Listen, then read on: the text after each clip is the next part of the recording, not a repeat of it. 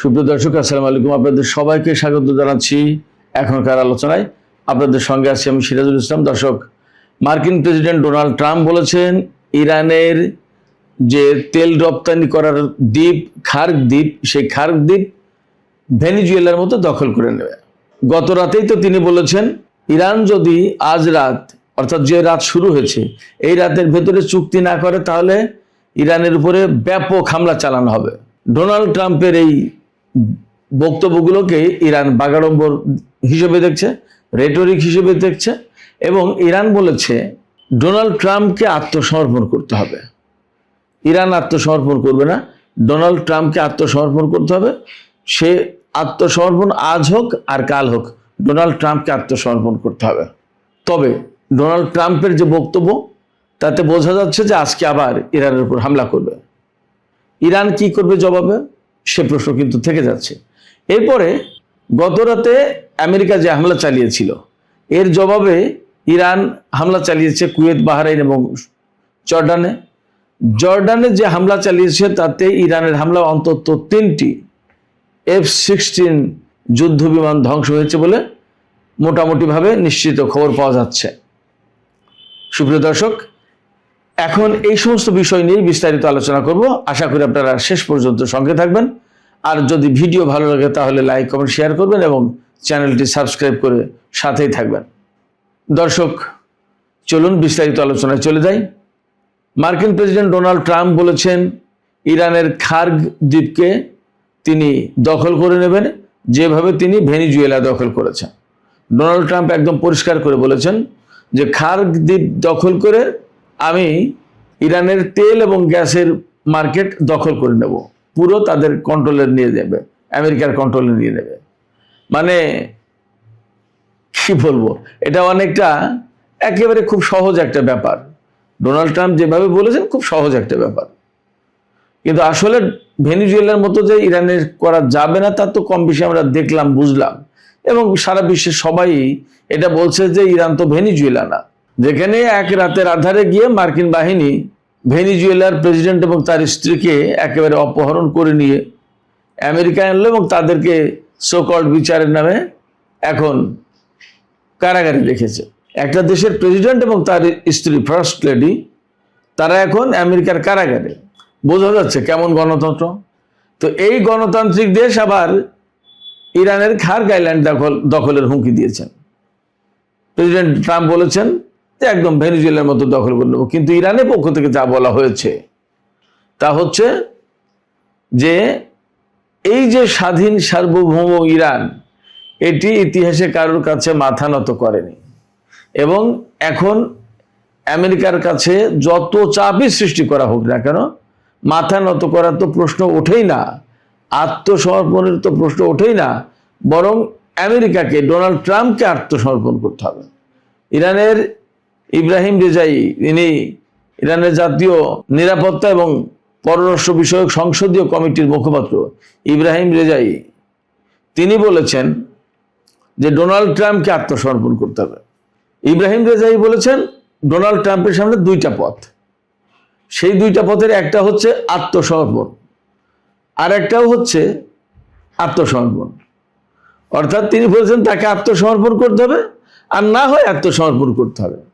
কিছুদিন আগে ইরানের একজন কর্মকর্তা বলেছিলেন যে ডোনাল্ড ট্রাম্পকে খারাপ চুক্তি করতে হবে, আর তা না হলে আরো খারাপ চুক্তি করতে হবে। সেই রকম করে বলা যে আত্মসমর্পণ করতে হবে তাকে, আর না হলে তাকে আত্মসমর্পণ করতে হবে। অর্থাৎ আত্মসমর্পণটা আজকে, না হয় কালকে। ডোনাল্ড ট্রাম্পকে আত্মসমর্পণ করতে হবে। আত্মসমর্পণ কেন করবে? আমেরিকা ইরানের বিরুদ্ধে যে যুদ্ধ চালাচ্ছে, হামলা চালাচ্ছে, এই হামলা তো ইরান প্রতিহত করছে। পাশাপাশি মধ্যপ্রাচ্য অঞ্চলে মার্কিন ঘাঁটিগুলো তো ইরান এখন তছনছ করে দেওয়ার চেষ্টা করছে, কিন্তু আমেরিকা যে পরিমাণে হামলা চালাচ্ছে তার চেয়ে অনেক বেশি জোরালো হামলা চালাচ্ছে ইরান। ইরান এই যে হামলা চালাচ্ছে, এই হামলা চালানোর প্রেক্ষাপটে আপনারা কি মনে করেন বা ভাবার কোনো কারণ আছে যে এরকম হামলা চলবে, হামলা চলবে, হামলা চলবে, হামলা চলবে, ওরা 2টা ঢিল মারবে, এরা 2টা ঢিল মারবে, ব্যাপারটা কি এরকম থাকবে? মোটেই না। এই করতে করতে এক পর্যায়ে ভয়াবহ চূড়ান্ত হামলাই হবে আসলে, এবং সেই হামলায় ইরান বড় ক্ষতি করে দেবে আমেরিকার।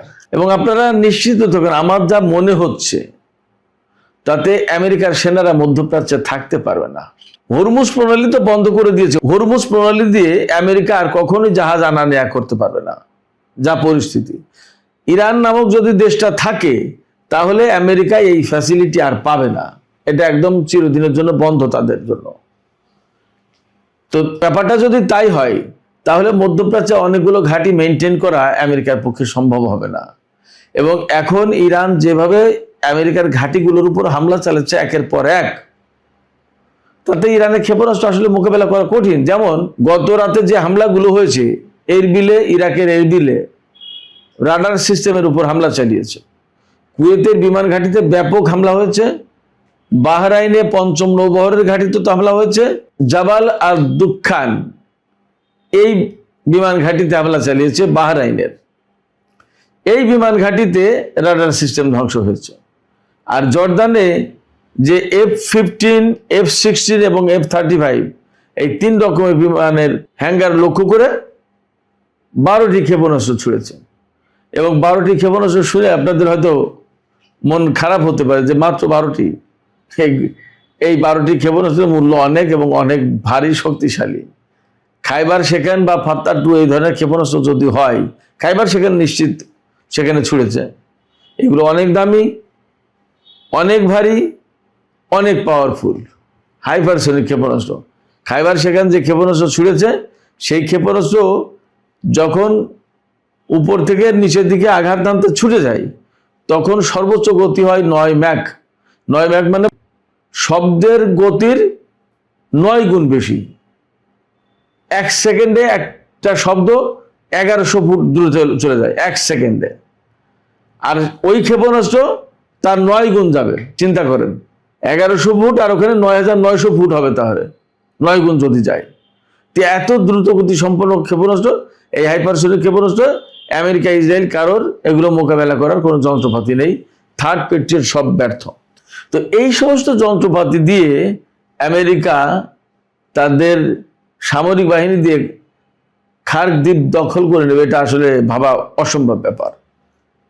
আমি আরো বলছি অসম্ভব এই কারণে যে আমেরিকা এখনো পর্যন্ত ইরানের বিরুদ্ধে কোনো স্থল অভিযান চালাতে পারেনি। বিমান এবং স্থল অভিযান মিলে একটা চালাতে গিয়েছিল ইস্পাহানে, ওই যে পাইলট উদ্ধারের নামে যে ইউরেনিয়াম আনার যে মিশন, সেই মিশনে কি ভয়ঙ্কর ভাবে আমেরিকা মারটা খেয়েছে আপনারা সবাই দেখেছেন। কতগুলো বিমান ধ্বংস হয়ে গেছে।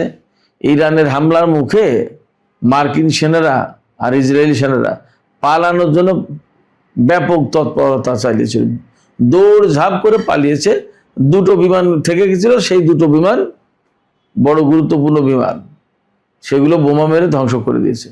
তার আবার খুব সেন্সিটিভ যন্ত্রাংশ ইরান হাতিয়ে নিয়েছে এবং সেটা রিভার্স ইঞ্জিনিয়ারিং করে আমেরিকার চেয়ে গুরুত্বপূর্ণ বিমান বানিয়ে ফেলবে।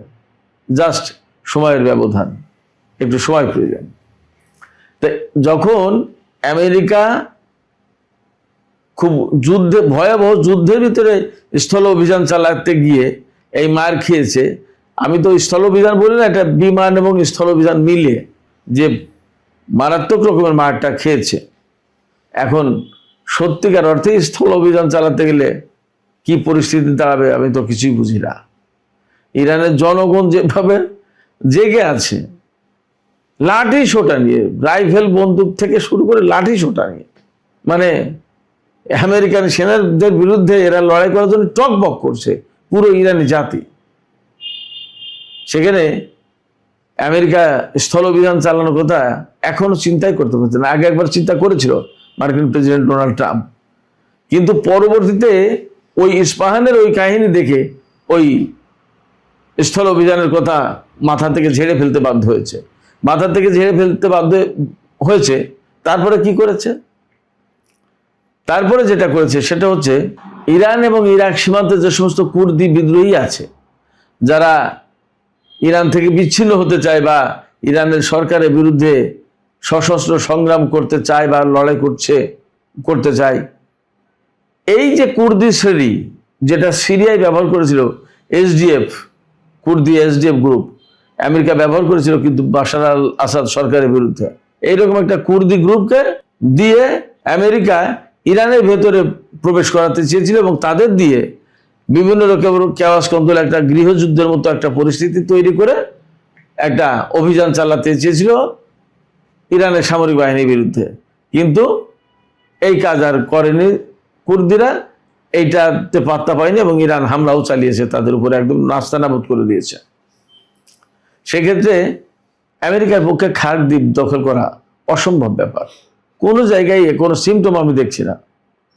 এই খার্ক দ্বীপ দখল কেন করতে চাই? এই খার্ক দ্বীপ হচ্ছে ইরানের সবচেয়ে গুরুত্বপূর্ণ তেল রপ্তানিকারক হাব। এই জায়গা থেকে ইরানের 90% তেল এবং গ্যাস রপ্তানি করা হয়। আপনারা খেয়াল করুন, এখানে এই খার্ক দ্বীপে তেল মজুদ রাখা যায় 3,10,00,000 ব্যারেল অ্যাট এ টাইম তেল মজুদ রাখা যায়। তাহলে বিরাট ব্যাপার, কিন্তু 5 মাইল লম্বা এই দ্বীপটা, আর চওড়া খুব বেশি না। যারা আমেরিকা গেছেন, নিউ ইয়র্ক শহরে গেছেন, সেখানে ম্যানহাটন শহর আছে। এই ম্যানহাটনের 3 ভাগের 1 ভাগ এই খার্ক দ্বীপটা, CNN এরকম বলেছে।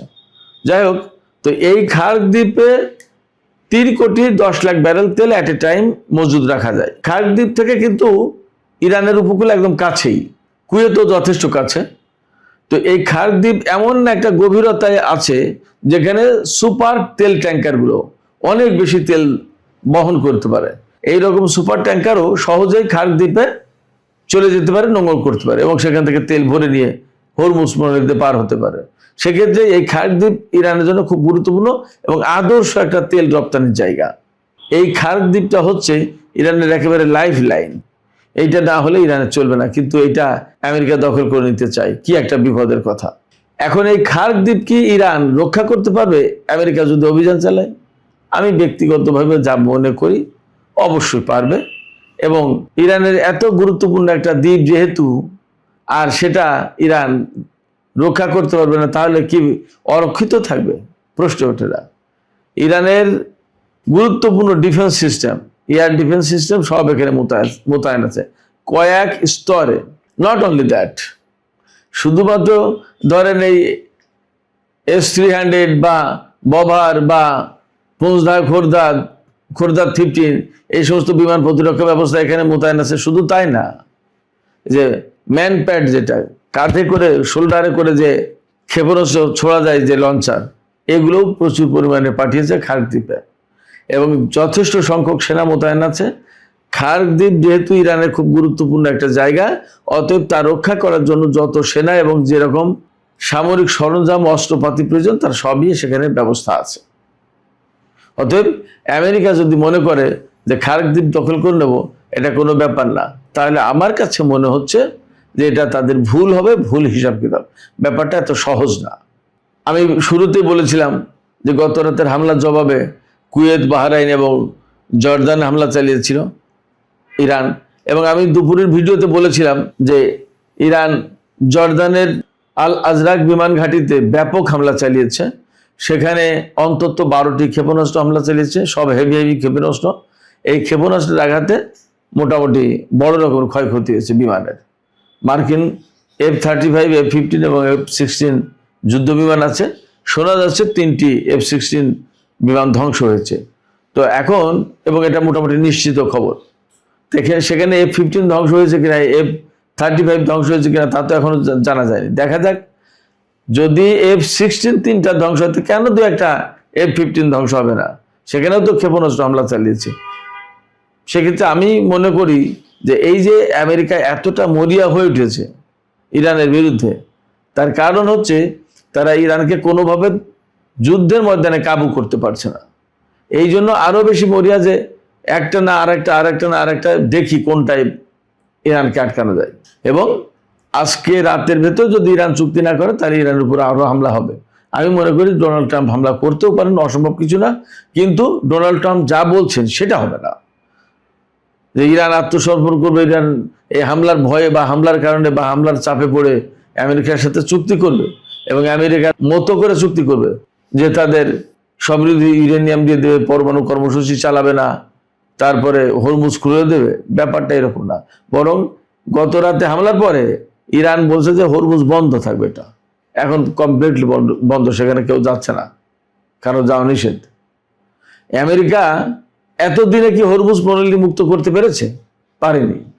তাহলে আমেরিকা আসলে ইরানকে এর কোনো জায়গায় হারাতে পারবে বলে আমার কাছে মনে হচ্ছে না। যুদ্ধ করা মানেই দুই পক্ষের কতগুলো ক্ষয়ক্ষতি, কিন্তু বেসিক্যালি আমেরিকা ইরানের কাছ থেকে এই হরমুজ প্রণালী মুক্ত করতে পারবে না এবং এর কন্ট্রোল নিতে পারবে না। ফলে আমার কাছে মনে হয় ডোনাল্ড ট্রাম্প যা বলছেন তিনি তার মতো করে বলছেন। ওই কাজী নজরুলের একটা কবিতার অংশ আছে না, সৃষ্টি সুখের উল্লাসে, তা ডোনাল্ড ট্রাম্পের সৃষ্টি সুখের উল্লাসে অনেক কিছু হতে পারে, কিন্তু আসল কাজ হবে না। সুপ্রিয় দর্শক, এখনকার আলোচনা এখানে শেষ করতে চাই। যাবার আগে আপনাদের কাছে প্রশ্ন, আপনাদের মতামত জানতে চাই। ইরান যে বলেছে ইরান আত্মসমর্পণ করবে না, আত্মসমর্পণ করতে হবে ডোনাল্ড ট্রাম্পকে, সেটা আজ হোক আর কাল হোক। আপনাদের কি মনে হয় যে ডোনাল্ড ট্রাম্প অ্যাকচুয়ালি আত্মসমর্পণ করবে, বা ইরান এমন পরিস্থিতি তৈরি করতে পারবে যার কারণে ডোনাল্ড ট্রাম্পকে আত্মসমর্পণ করতে হবে? আপনাদের মতামত কমেন্টে জানাতে পারেন।